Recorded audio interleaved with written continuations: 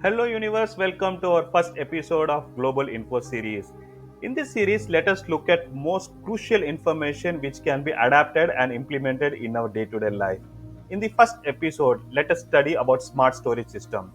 The reason why we chose this topic is because we see many natural calamities happening.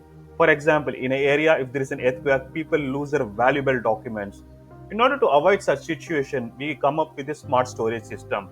How can we do that? Let's analyze it. The first step we can do is we have to have much more information in a software. People what they do is generally they write in diary or in a piece of paper which can go missed out. But if we feed in software, for example in Excel, whatever information we do or whatever we have to do, if we feed in information in the software, it will help us to remind and it will always be safer mode. For example, myself, I whatever I study, whatever I do, whatever my experience, I always feed in the Excel software. So whenever I forget, it helps me to remind and it helps me to analyze whatever I do. So whatever we do, just try to feed in the software. Excel is one of the most recommended software. And whatever documents you have, always have the scan copy. So when you have this software of information and the documents whichever you want to retain in future, this will help you a lot. So by having these two things, let us get into the smart storage system. The first one is cloud. Whatever information and documents you have, put it in cloud. So in case of any calamity, even if you miss any hard copies, we can take a copy from a cloud.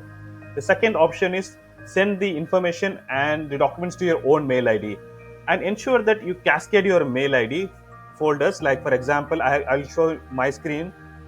In this, you can see each and every folder like corporate life, education, experience, even studies, whatever it is, I keep cascading in the folders.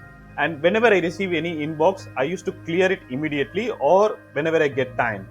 If any email is there in my mail ID, that means something is pending from me. So I always ensure that I clear my mails and cascade into respective folder to keep it much more organized. So this is second way, and third way is to have photocopies of the documents. So whatever documents you have, always have at least one or two copies. One you can have it in your home, and another copy you can keep it someone reliable person. So even in case this is missed, so we can use that copies. So by doing these three ways, at least in some way, in during calamity or during difficult situation, any one way will be much more helpful as. The most recommended is follow all three. Put it in cloud, send it to your own mail ID, and have two copies of your documents. So this might not be useful now, but during calamity, it will be much more useful, and you don't need to run out for the documents. Even if you go to government office, they will ask for any document number. At least if we have a photocopy or a printout, when we show to them, they will at least try to help to get the original documents or reapply for it. And by doing this, definitely whenever you feel in difficulty, this will help you a lot. And I'm sure that this information will be much more helpful to your friends, family members in different countries. When they do this, it will be very useful for them. I hope this information is very useful to you.